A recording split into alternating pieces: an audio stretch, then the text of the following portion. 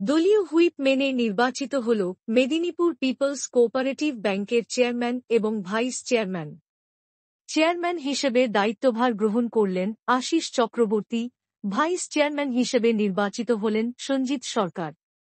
এদিন চেয়ারম্যান ও vice chairman নির্বাচনে 15 জন director এর মধ্যে উপস্থিত হন 14 জন ডিরেক্টর।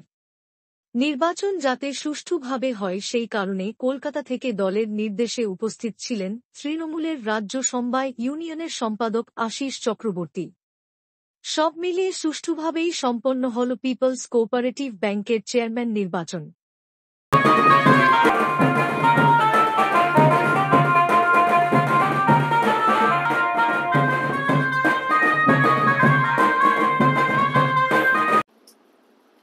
অ্যাকচুয়ালি গত 4 বছর তো অ্যাডমিনিস্ট্রেটর চালাচ্ছিলেন, সরকারিভাবে ব্যাংকটা চলছিল।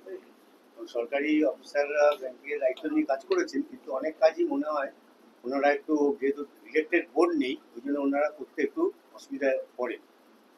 সেই জন্য ব্যাংকটার এই মুহূর্তে অনেকগুলো কাজই বাকি।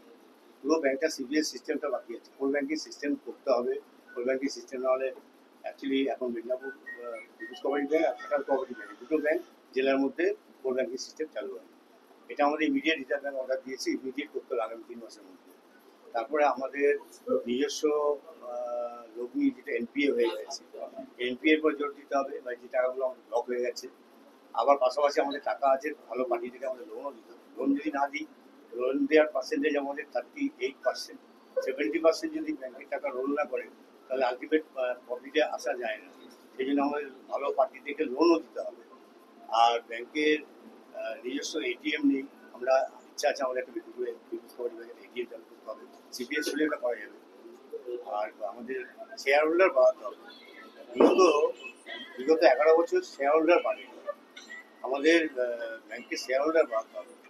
অনেক শেয়ার হোল্ডার আছেন যারা প্র্যাকটিক্যালি গরিব মানুষ, তাদের এখানে অনেক টাকারই শেয়ার আছে, সেই শেয়ারটা তারা ছেড়ে দিতে চান, কিন্তু তারা পাচ্ছেন না। মানে আমরা যেহেতু ওটাকে ওয়েলকাম করিনি, পাচ্ছেন না। সেই জন্য এখন আমাদের শেয়ার হোল্ডারদের ওয়েলকাম করতে হবে, যে যাদের বেশি টাকা শেয়ার আছে তারা ইচ্ছা করলে ওটাকে ভাগ করে আপনারা বামফ্রন্টের পক্ষ থেকে অভিযোগ করা হচ্ছে আমরা সাজানো বাগান ছেড়ে দিয়েছিলাম, এরা লুটে পুটে শেষ করে দিয়েছি। না না না, কোথায় সাজানো বাগান? বামফ্রন্ট ছিল তো কবেকার গল্প। বামফ্রন্টের পরে তো আমাদের ইলেক্টেড বোর্ড ছিল 5 বছর, তারপর 4 বছর গভর্নমেন্ট অ্যাডমিনিস্ট্রেটর, তারপর আবার আজকে ইলেক্টেড বোর্ড। বামফ্রন্টের সময় কোথায় ব্যাংকে নিয়ে, বরং ব্যাংক আজকে আমাদের যে এনপিএ হয়েছে, যে টাকা পয়সাগুলো আমাদের ব্লক হয়েছে, সেই টাকা পয়সাগুলোর প্রত্যেকটার ডিসবার্সমেন্ট এখন তো আমি ভালো করে দেখিনি, তার ডিসবার্সমেন্টটা পুরোটা বামফ্রন্টে আমাদের।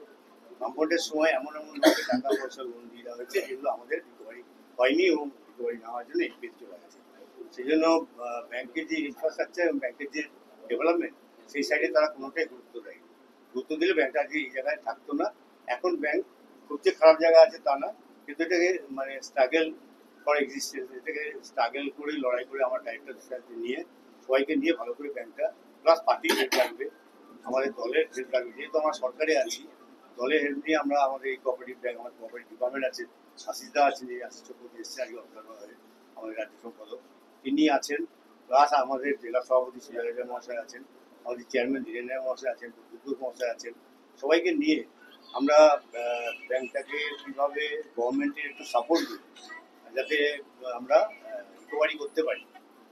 এন্টার ব্যাংকটাকে আমরা এখনো পর্যন্ত দেখবেন মেদিনীপুরে শুধু আমাদের ব্যাংকই স্টাফরা যেখানে কাজ করে সেখানে এসি নেই, ওটা আমাদের এসি করে দিতে হবে। চেয়ারম্যান সাহেবের রুম এসি থাকবে, আর স্টাফরা নন এসিতে এই গরমের মধ্যে কষ্ট করে কাজ করবে। আমাদের টাকা এসে গেছে, আমরা গভর্নমেন্ট 29 লাখ টাকা এস্টিমেট পাঠিয়েছিলাম, 15 লাখ টাকা গভর্নমেন্ট পাঠিয়ে দিয়েছি। আমরা ফার্স্ট ফেজে কাজ শুরু করবো খুশি কিন্তু, আগে আমরা অর্ডারটা করবো, তারপর আমাদের আদার্স কাজগুলো করবো।